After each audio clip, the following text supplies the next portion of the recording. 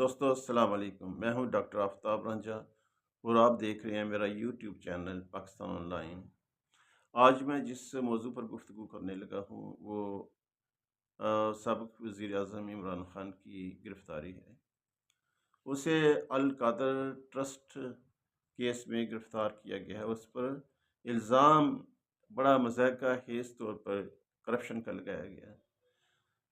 اب یہ ہے کہ اس نے یہ القادر جو یہ کرپشن کیس ہے، کیا ہوا یہ کہ ملک ریاض سے عمران خان نے ٹرسٹ کے لیے زمین خریدی اور اس پر ایک انٹرنیشنل سٹینڈرڈ کی یونیورسٹی قائم کی جو آپریشنل ہے، اس وقت آپریشنل ہے۔ یہ نہیں ہے کہ ملک ریاض سے اس نے وہ زمین خریدی اور اپنا جاتی عمرہ ٹائپ اس نے اپنا ایک محل تعمیر کر لیا، یہ نہیں ہے۔ وہ وہاں پہ ایک یونیورسٹی ہے آف انٹرنیشنل سٹینڈرڈ اور وہ آپریشنل ہے۔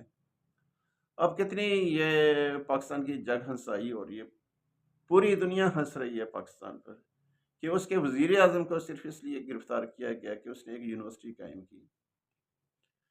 اب اس میں جو ایک اور نقطہ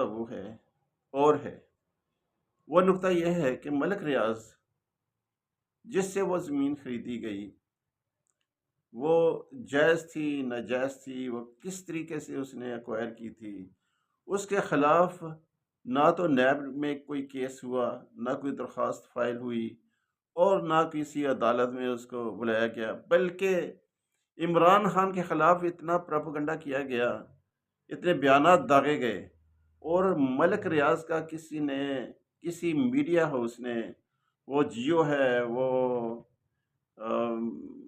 دنیا نیوز ہے، وہ ایکسپریس ہے، اتنے بڑے بڑے پھٹے ہاں قسم کے جو جرنلسٹ ہیں، جو اینکر پرسن ہیں، جو میڈیا ہاؤسز ہیں، کسی نے بھی ملک ریاض کا نام نہیں لیا، کیونکہ وہ سارے اس کے کانے ہیں، اس سے پلاٹ لیے ہوئے ہیں، اس کے پے رول پر ہیں۔ یہ سارے گندے لوگ، یہ غلیظ لوگ اس کے پے رول پر ہیں۔ اور یہ جو ہے عمران خان جو کہ اس پورے کرپٹ سسٹم کے خلاف لڑ رہا ہے، اس کے خلاف یہ جو ہے کیس بنایا گیا اور اس کی گرفتار کر لیا گیا۔ اب یہ فیصلہ کرنا آپ کا کام ہے کہ کون حق پر ہے اور کون جھوٹ پر ہے۔ آپ یہ نہ دیکھیں کہ یہ عمران خان ہے یا یہ پی ڈی ایم ہے یا یہ حکومت ہے یا یہ کیا ہے۔